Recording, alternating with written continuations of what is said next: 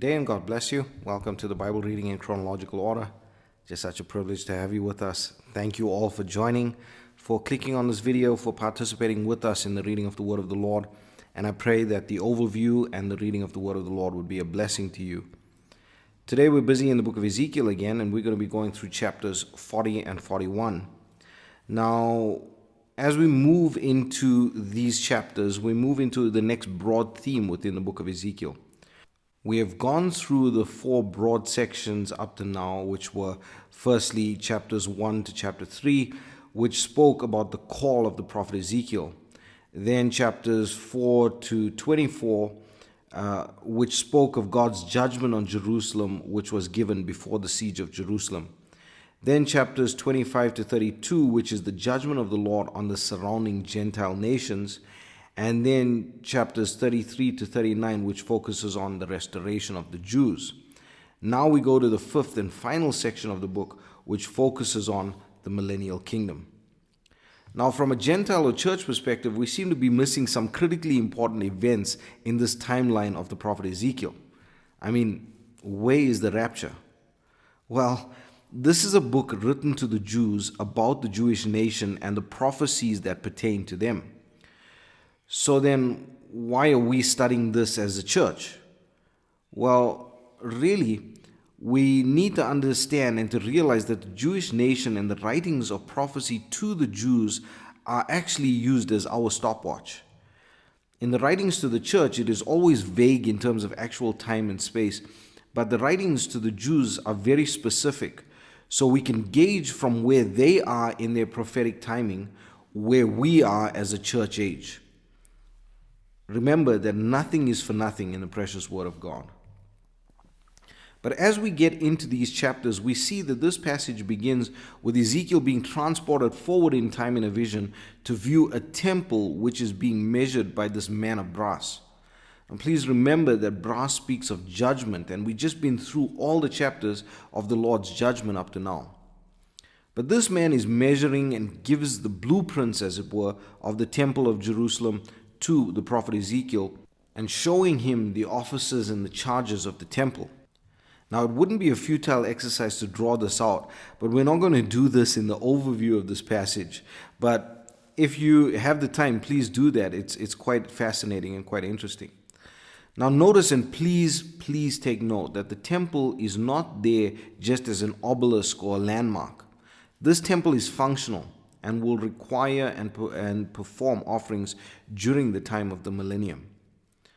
The way or method of worship in the millennium will revert back to the method of worship that the Lord instituted to the Jews at the beginning, with some obvious and also some surprising variances, but for the most part, it will be the same.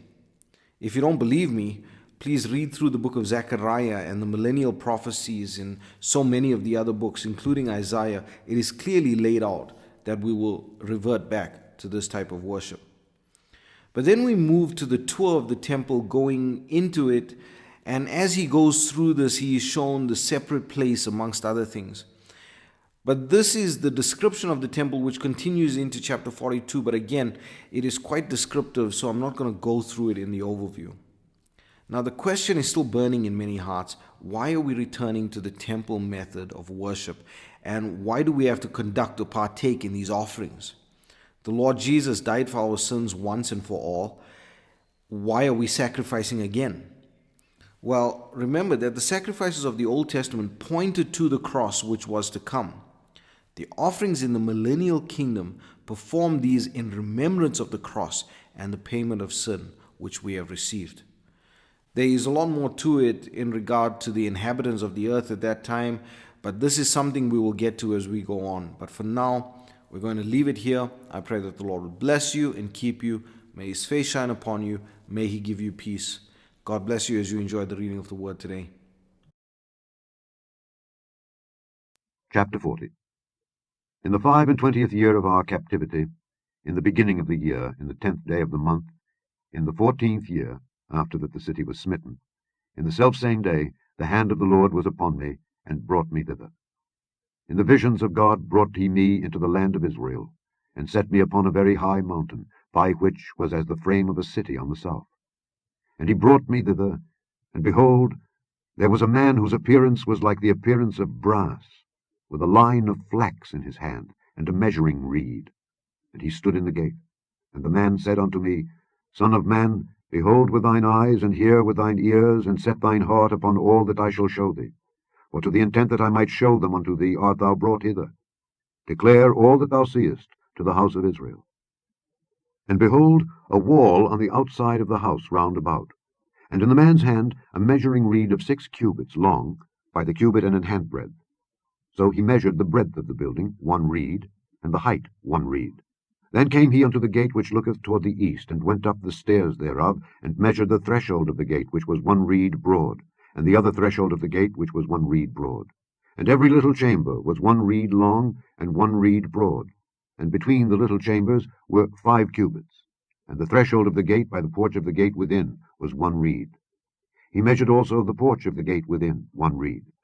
Then measured he the porch of the gate 8 cubits, and the posts thereof 2 cubits. And the porch of the gate was inward. And the little chambers of the gate eastward were 3 on this side and 3 on that side. They 3 were of 1 measure, and the posts had 1 measure on this side and on that side. And he measured the breadth of the entry of the gate 10 cubits, and the length of the gate 13 cubits. The space also before the little chambers was 1 cubit on this side, and the space was 1 cubit on that side. And the little chambers were 6 cubits on this side, and 6 cubits on that side. He measured then the gate from the roof of 1 little chamber to the roof of another. The breadth was 25 cubits, door against door. He made also posts of 60 cubits, even unto the post of the court round about the gate. And from the face of the gate of the entrance unto the face of the porch of the inner gate were 50 cubits. And there were narrow windows to the little chambers, and to their posts within the gate round about, and likewise to the arches. And windows were round about inward, and upon each post were palm trees. Then brought he me into the outward court, and lo, there were chambers, and a pavement made for the court round about. 30 chambers were upon the pavement, and the pavement by the side of the gates over against the length of the gates was the lower pavement. Then he measured the breadth from the forefront of the lower gate unto the forefront of the inner court without, 100 cubits eastward and northward. And the gate of the outward court that looked toward the north, he measured the length thereof and the breadth thereof. And the little chambers thereof were 3 on this side and 3 on that side, and the posts thereof and the arches thereof were after the measure of the first gate. The length thereof was 50 cubits, and the breadth 25 cubits. And their windows and their arches and their palm trees were after the measure of the gate that looketh toward the east. And they went up unto it by 7 steps, and the arches thereof were before them. And the gate of the inner court was over against the gate toward the north and toward the east. And he measured from gate to gate 100 cubits. After that he brought me toward the south, and behold, a gate toward the south. And he measured the posts thereof, and the arches thereof, according to these measures. And there were windows in it, and in the arches thereof round about, like those windows. The length was 50 cubits, and the breadth 25 cubits. And there were 7 steps to go up to it, and the arches thereof were before them. And it had palm trees, one on this side, and another on that side, upon the posts thereof. And there was a gate in the inner court toward the south, and he measured from gate to gate toward the south 100 cubits. And he brought me to the inner court by the south gate, and he measured the south gate according to these measures, and the little chambers thereof, and the posts thereof, and the arches thereof, according to these measures. And there were windows in it, and in the arches thereof round about. It was 50 cubits long, and 25 cubits broad. And the arches round about were 25 cubits long, and 5 cubits broad. And the arches thereof were toward the utter court, and palm trees were upon the posts thereof, and the going up to it had 8 steps. And he brought me into the inner court toward the east, and he measured the gate according to these measures. And the little chambers thereof, and the posts thereof, and the arches thereof were according to these measures. And there were windows therein, and in the arches thereof round about. It was 50 cubits long, and 25 cubits broad.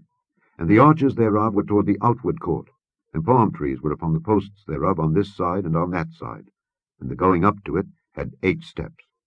And he brought me to the north gate, and measured it according to these measures.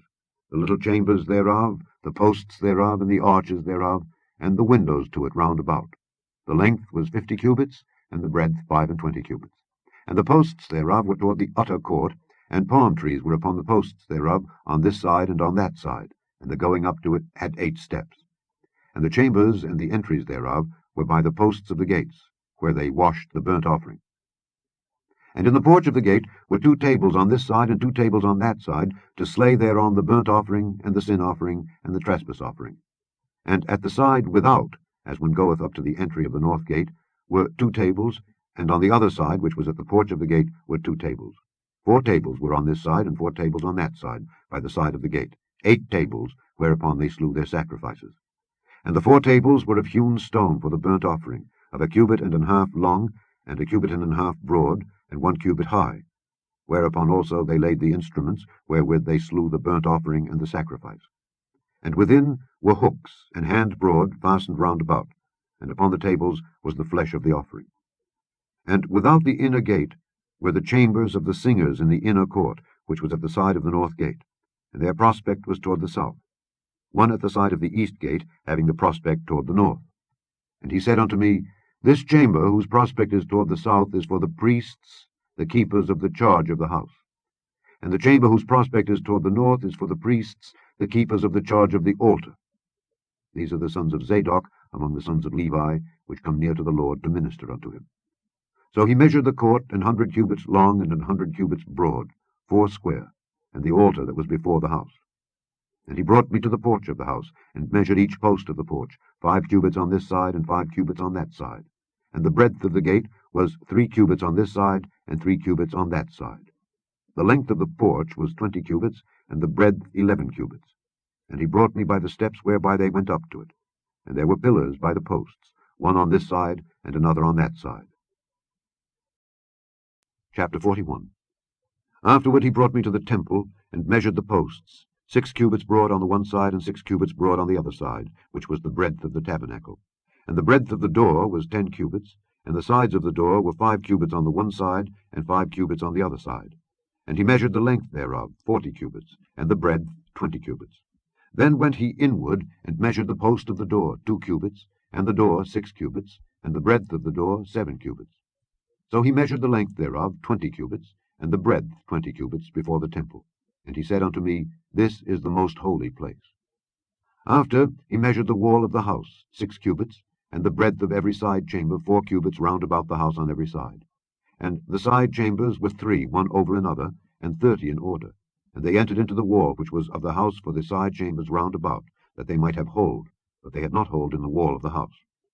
And there was an enlarging and a winding about still upward to the side chambers, for the winding about of the house went still upward round about the house. Therefore the breadth of the house was still upward, and so increased from the lowest chamber to the highest by the midst. I saw also the height of the house round about. The foundations of the side chambers were a full reed of 6 great cubits. The thickness of the wall, which was for the side chamber without, was 5 cubits, and that which was left was the place of the side chambers that were within. And between the chambers was the wideness of 20 cubits round about the house on every side. And the doors of the side chambers were toward the place that was left, one door toward the north, and another door toward the south. And the breadth of the place that was left was 5 cubits round about. Now the building that was before the separate place at the end toward the west was 70 cubits broad, and the wall of the building was 5 cubits thick round about, and the length thereof 90 cubits.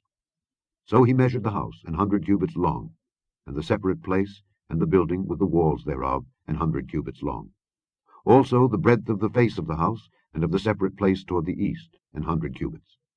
And he measured the length of the building over against the separate place which was behind it, and the galleries thereof on the one side and on the other side, 100 cubits, with the inner temple and the porches of the court.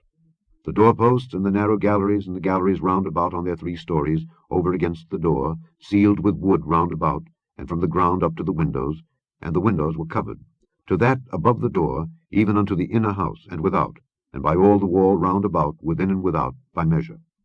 And it was made with cherubims and palm trees, so that a palm tree was between a cherub and a cherub, and every cherub had 2 faces, so that the face of a man was toward the palm tree on the one side, and the face of a young lion toward the palm tree on the other side. It was made through all the house round about. From the ground unto above the door were cherubims and palm trees made, and on the wall of the temple. The posts of the temple were squared, and the face of the sanctuary. The appearance of the one is the appearance of the other.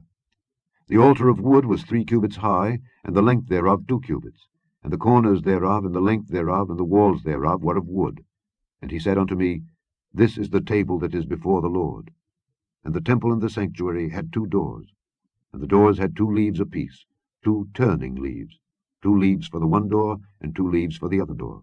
And there were made on them, on the doors of the temple, cherubims and palm trees, like as were made upon the walls. And there were thick planks upon the face of the porch without. And there were narrow windows and palm trees on the one side and on the other side, on the sides of the porch, and upon the side chambers of the house, and thick planks.